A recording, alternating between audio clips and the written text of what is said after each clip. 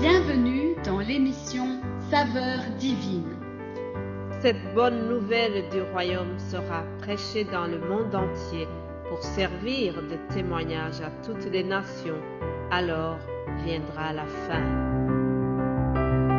Ce pain céleste vous est présenté par Immaculée Niraneza.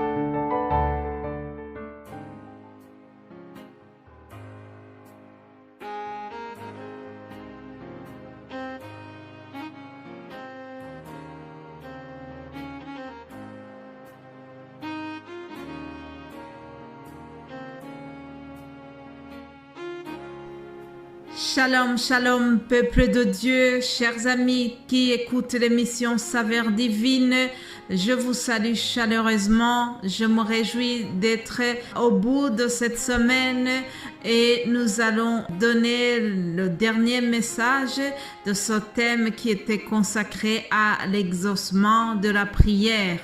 Bénissons l'Éternel qui nous a donné le pouvoir de le faire jusqu'à ce vendredi. Alors, avant de donner ce message, je vous propose de lire quelques versets des psaumes 7 et 8. Ce sont des versets qui sont en rapport avec le message d'aujourd'hui. L'Éternel exauce mes supplications. L'Éternel accueille ma prière. Tous mes ennemis sont confondus. Saisis d'épouvante, ils reculent soudain, couverts de honte. Voici, le méchant prépare le mal, il conçoit l'iniquité et il enfante le néant. Il ouvre une fosse, il la creuse et il tombe dans la fosse qu'il a faite. Son iniquité retombe sur sa tête et sa violence redescend sur son front. Je louerai l'Éternel à cause de sa justice. Je chanterai le nom de l'Éternel, du Très-Haut. Alléluia. Ce sont des paroles que David a prononcées. Nous les trouvons dans le psaume chapitre 6, versets 10 à 11, puis le psaume 7, versets 15 à 18. Ce sont des paroles d'introduction pour vous parler de l'apôtre Paul et Silas. Paul est au point le plus culminant de son ministère. Alors, il a été arrêté avec son collègue Silas. Nous sommes dans un contexte historique où l'antisémitisme était très élevé à l'égard des chrétiens. Alors, l'empereur Claude a donné l'ordre de chasser les Juifs de Rome. On les accuse faussement de troubler la ville par leurs coutumes juives. À cette époque aussi, les Romains n'avaient pas le droit de pratiquer une religion qui n'est pas recommandée par l'État. Mes frères et sœurs, sachez que nous devons vraiment nous réjouir d'être en liberté. Aujourd'hui, nous pouvons pratiquer notre foi. Je me réjouis d'être dans un pays où je pratique librement ma foi. Si telle est la même chose pour toi, bénissons le Seigneur pour cela aussi. Alléluia. Le titre de mon message aujourd'hui, c'est la puissance de la louange et la prière. La puissance de la louange et la prière. Nous allons parler sur Paul et Silas. Ils ont été utilisés puissamment. Paul a été utilisé puissamment par le Saint-Esprit. Il a chassé les démons chez une servante, une personne qui était hantée par les démons. Acte 16, nous y voyons une fille qui était donc une médium.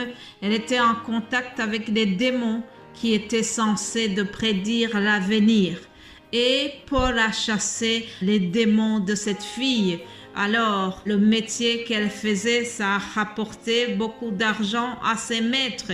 Alors, les maîtres, voyant que Paul vient de chasser ces démons, ils n'étaient pas contents puisqu'ils venaient de perdre leur gain financier. Alors, ils ont décidé d'emprisonner Paul et Silas. Acte 16, 19, je lis ceci. Les maîtres de la servante, voyant disparaître l'espoir de leur gain, se saisirent de Paul et de Silas et les traînèrent sur la place publique devant les magistrats. Bien-aimés de Dieu, je voudrais que vous reteniez cette chose. Satan a été vaincu à la croix. Jésus l'a dépouillé. Satan n'a plus de pouvoir sur nous, mais il n'est jamais convaincu. Satan cherche toujours à nous combattre, même si c'est perdu d'avance pour lui. Alors, Paul et Silas ont été frappés, ils sont battus de verges, ils sont frappés de coups, plusieurs coups, puis on les a jetés en prison. Un geôlier est chargé de les surveiller, un peu comme ce qui s'est passé concernant Pierre. Donc, nos deux prisonniers sont là. Paul et Silas, ils sont en prison, ils sont liés, les pieds sont enchaînés. Mais écoutez ce qui est très étonnant, chers amis. Que font-ils au milieu de leur détresse, au milieu de leur chaîne, Paul et Silas? Au lieu de se plaindre, au lieu de pleurer sur leur sort, voilà une belle attitude qu'ils ont eue. Au milieu de la nuit, Paul et Silas priaient et chantaient les louanges de Dieu et les prisonniers les entendaient. Alléluia. Tout à coup, il se fit un grand tremblement de terre, en sorte que les fondements de la prison furent ébranlés. Au même instant, toutes les portes s'ouvrirent et les liens de tous les prisonniers furent rompus. Alléluia. Voilà ce que je vous ai dit hier. La prière fait tomber les chaînes.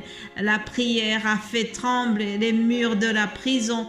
La prière a fait tomber les chaînes qui liaient Paul et Silas et ils ont été libérés. Mais bien-aimés de Dieu, la puissance de la louange est là. Paul et Silas ont prié, ils ont chanté et les murs de la prison se sont effondrés. Qu'est-ce qui s'est passé après cela? C'est que le gardien a eu peur et il avait peur qu'il sera puni. Le geôlier a remarqué la puissance de la prière. Il a remarqué ce qui venait de se passer et il a cru que Paul et Silas allaient s'échapper. Alors il a eu peur qu'il y aura les représailles, que les autorités vont le punir sévèrement. Et il a même tenté de se suicider tellement il avait peur.